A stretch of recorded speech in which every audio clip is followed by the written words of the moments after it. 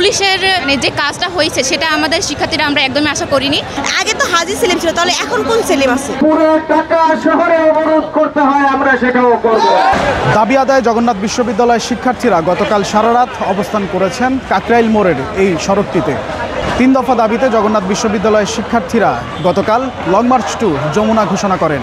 যমুনার উদ্দেশ্যে যাওয়া জগন্নাথ বিশ্ববিদ্যালয়ের শিক্ষার্থীদের লং মার্চটি যখন কাকরাইল মোড়ে এসে পৌঁছায়, পুলিশ সেখানে ব্যারিকেড দেয়। তারপর থেকে জগন্নাথ বিশ্ববিদ্যালয়ের শিক্ষার্থীদের অবস্থান এই কাকরাইল মোড়কে কেন্দ্র করেই। 3 দফা দাবির প্রথম দাবিতে তারা বলছেন, আবাসন সংকট নিরসন না হওয়া পর্যন্ত জগন্নাথ বিশ্ববিদ্যালয়ের 70% শিক্ষার্থীকে আবাসন বৃত্তি প্রদান করতে হবে।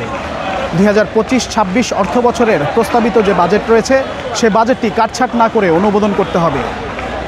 এবং তৃতীয় দাবিতে তারা বলছেন, জগন্নাথ বিশ্ববিদ্যালয়ের দ্বিতীয় ক্যাম্পাসের যে প্রকল্পটি রয়েছে সেটি দ্রুত বাস্তবায়ন করতে হবে। 3 দফাটি সংক্ষেপে বলা গেলে একটা বলা যায় যে 70% আবাসন ভাতা এবং শিক্ষার্থীদের জন্য হল বরাদ্দ করা, দ্বিতীয় ক্যাম্পাসের কাজটা দ্রুত আগানো। এর পরিপ্রেক্ষিতে আমাদের গতকালকের যে আন্দোলনটি চলছিল সেটা শান্তিপূর্ণভাবে চলার আমরা আশা করেছিলাম সাধারণ শিক্ষার্থীরা, কিন্তু আমাদের সাথে আমাদের শিক্ষকরা, আমাদের প্রক্টর, উপাচার্য, আমাদের সহকারী প্রক্টর সহ ডিপার্টমেন্টের সব চেয়ারম্যানরা সহ অংশগ্রহণ করেছিলেন। তারপরেও পুলিশের যে কাজটা হয়েছে সেটা আমাদের শিক্ষার্থীরা আমরা একদমই আশা করিনি।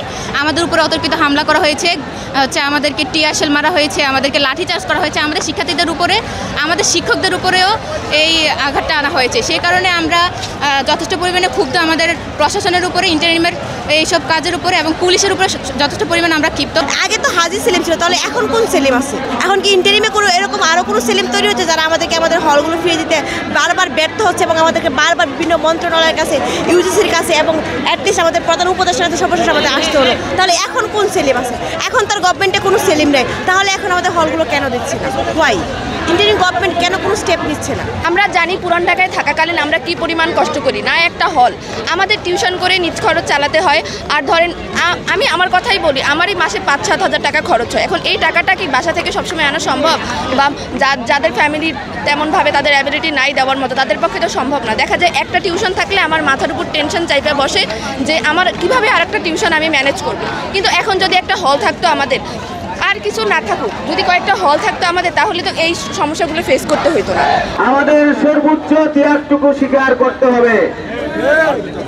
শুধু এই যমুনা মোড় নয়, এই কাকরাইলের মোড় নয়, জগন্নাথের এবারের ন্যায্য দাবি আদায়ের জন্য যদি পুরো ঢাকা শহরে অবরোধ করতে হয়, আমরা সেটাও করব।